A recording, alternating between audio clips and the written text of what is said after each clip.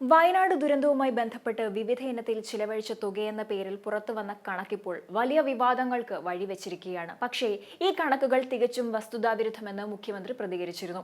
മാധ്യമങ്ങൾ പച്ചക്കള്ളം പ്രചരിപ്പിക്കുന്നു എന്നാണ് ഇടത് നേതാക്കളുടെയും വിമർശനം. ദുരന്തത്തിൽ അടിയന്തര അധിക സഹായം ആവശ്യപ്പെട്ടുകൊണ്ട് സംസ്ഥാന സർക്കാർ കേന്ദ്ര സർക്കാരിന് മെമ്മോറാൻഡം സമർപ്പിക്കുകയുണ്ടായി. അതിൽ വിവിധ വിഷയങ്ങൾക്ക് ആവശ്യമായ ചെലവിന്റെ പ്രാഥമിക കണക്കുകൾ വ്യക്തമാക്കിയിട്ടുമുണ്ടായിരുന്നു. എന്നാൽ ആ കണക്കുകളെ ദുരന്ത മേഖലയിൽ ചിലവഴിച്ച തുക എന്ന തരത്തിലാണ് മാധ്യമങ്ങൾ ഇപ്പോൾ പ്രചരിപ്പിക്കുന്നത് എന്ന് സർക്കാർ പറയുന്നു.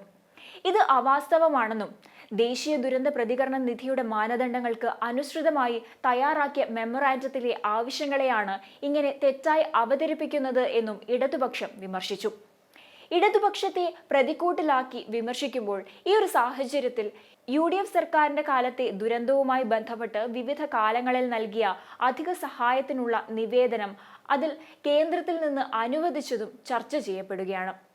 പ്രകൃതി ദുരന്തങ്ങൾ ഉണ്ടാകുമ്പോൾ നഷ്ടപരിഹാരത്തിനായി കേന്ദ്ര സർക്കാരിന് മുന്നിൽ സമർപ്പിക്കുന്ന കണക്ക് തയ്യാറാക്കുന്നത് അതത് കാലത്തുള്ള കേന്ദ്ര മാർഗനിർദ്ദേശ പ്രകാരമാണ്. 2012 വരൾച്ച കാലത്ത് അന്നത്തെ UDF സർക്കാർ തയ്യാറാക്കി നൽകിയത് പ്രതീക്ഷിക്കുന്ന ചെലവ് എന്ന നിലയിൽ 19, 95, 38, 780 എന്നിങ്ങനെ 1995.38 കോടി രൂപയാണ്. അടിയന്തര സഹായം ആവശ്യപ്പെട്ട് 2012 സെപ്റ്റംബർ 17 സമർപ്പിച്ച നിവേദനത്തിൽ അന്നത്തെ UDF സർക്കാർ ആവശ്യപ്പെട്ടത് 1468.63 കോടി രൂപയാണ്. ഇതും ചെലവ് ചെയ്തതിന്റെ കണക്കല്ല, ആവശ്യമായ തുകയാണ്. അതേ വർഷം ഒക്ടോബർ 31 കൂടുതൽ വിപുലീകരിച്ച് 1995.38 കോടിയുടെ കണക്കും നൽകി. 2012-2013 മഴക്കെടുതിയും മണ്ണിടിച്ചിലും സംബന്ധിച്ച നിവേദനത്തിൽ 1428.75 കോടി ആവശ്യപ്പെട്ടതും പ്രതീക്ഷിത കണക്കാണ്. UDF സർക്കാർ കാലത്ത് 6 തവണയെങ്കിലും ധനസഹായത്തിനായി നിവേദനം നൽകിയിട്ടുണ്ട്. വിവിധ പ്രകൃതി ദുരന്തങ്ങളിൽ സംസ്ഥാന ദുരന്ത നിവാരണ അതോറിറ്റി വഴി സർക്കാർ തയ്യാറാക്കി നൽകുന്ന നഷ്ടപരിഹാര കണക്കിൽ അതിന്റെ പകുതി പോലും ലഭിക്കാറില്ല. 2019 വെള്ളപ്പൊക്കത്തെ തുടർന്ന് മാനദണ്ഡ പ്രകാരം 2101.88 കോടി രൂപ ആവശ്യപ്പെട്ടുകൊണ്ട് നിവേദനം നൽകിയെങ്കിലും കേന്ദ്രം സഹായിച്ചിരുന്നില്ല. വയനാട് ദുരന്തത്തിന് 50 ദിവസം പിന്നിട്ടിട്ടും ധനസഹായം അനുവദിക്കുമെന്ന് പറഞ്ഞതല്ലാതെ നടപടി ഉണ്ടായിട്ടുമില്ല. ഇതിനുവേണ്ടി സമർപ്പിച്ച നിവേദനത്തെയാണ് വിവാദമാക്കുന്നതായും സഹായം ലഭിക്കുന്നത് ഇല്ലാതാക്കാനുള്ള മാധ്യമ നീക്കമായുമാണ് വിലയിരുത്തുന്നത്.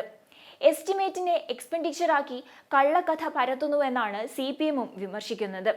ഇനി UDF സർക്കാരിന്റെ കാലത്ത് വിവിധ ദുരന്തങ്ങളുമായി ബന്ധപ്പെട്ട് നൽകിയ അധിക സഹായത്തിനുള്ള നിവേദനവും കേന്ദ്രം അനുവദിച്ചതും എത്രയെന്ന് പരിശോധിക്കുകയാണെങ്കിൽ 2012-13 കാലഘട്ടത്തിൽ മഴക്കെടുതി മണ്ണിടിച്ചിൽ ദുരന്തവുമായി ബന്ധപ്പെട്ട് ആവശ്യപ്പെട്ടത് 1428.75 കോടിയാണ്. ലഭിച്ചത് 15.96 കോടിയും. 2012 വരൾച്ച ഉണ്ടായപ്പോൾ 3464.01 കോടി രൂപയാണ് ആവശ്യപ്പെട്ടത്. ലഭിച്ചതാകട്ടെ 18.31 കോടിയും.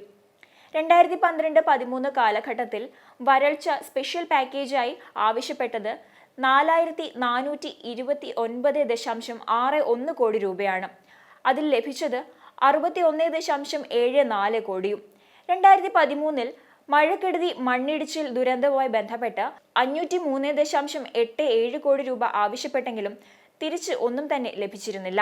2014 മഴക്കെടുതി ദുരന്തവുമായി ബന്ധപ്പെട്ട് 237 കോടി ആവശ്യപ്പെട്ടെങ്കിലും ഒന്നും തന്നെ ലഭിക്കുകയുണ്ടായില്ല.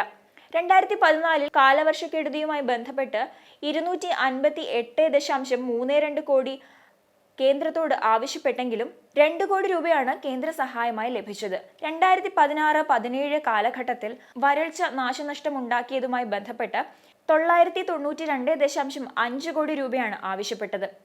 31.72 കോടി രൂപയാണ് ലഭിച്ചത്.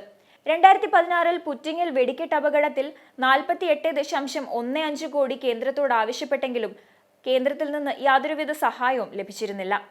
2017 ഓഖി ദുരന്തവുമായി ബന്ധപ്പെട്ട് 431 കോടി ആവശ്യപ്പെട്ടെങ്കിലും കേന്ദ്രത്തിൽ നിന്ന് ലഭിച്ചത് 111.70 കോടി രൂപയാണ്. 2018 വരുമ്പോൾ വെള്ളപ്പൊക്ക ദുരന്തത്തിൽ 4796.40 കോടി രൂപ കേന്ദ്രത്തോട് ആവശ്യപ്പെട്ടിരുന്നു. എന്നിരുന്നാലും 2,904.85 കോടി രൂപ മാത്രമാണ് ലഭിച്ചത്.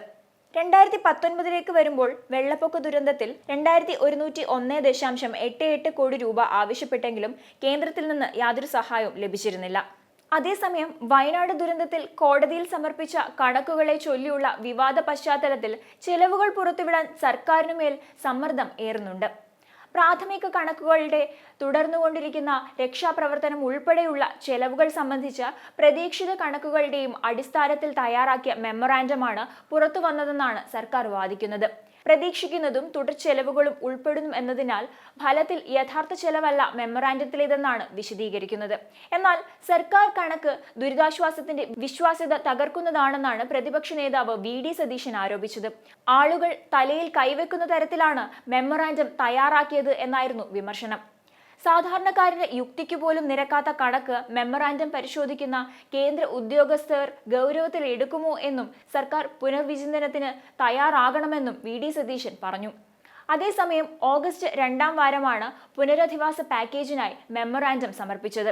അതുതന്നെയാണ് ഹൈക്കോടതിയിൽ സത്യവാങ്മൂലത്തിൽ നൽകിയതും. വീട് നഷ്ടപ്പെട്ടവരുടെ ഇടക്കാല താമസത്തിനായി നൽകുന്ന വാടക പോലുള്ള നിരവധി ചെലവുകൾ കേന്ദ്ര നിബന്ധനകൾ അനുസരിച്ച് ഉൾപ്പെടുത്താൻ കഴിയില്ല. വീടുകളുടെ നാശനഷ്ടത്തിനും മറ്റും കേന്ദ്രം നൽകുന്ന ധനസഹായം ആവശ്യമായതിനേക്കാൾ കുറവായിരുന്നു.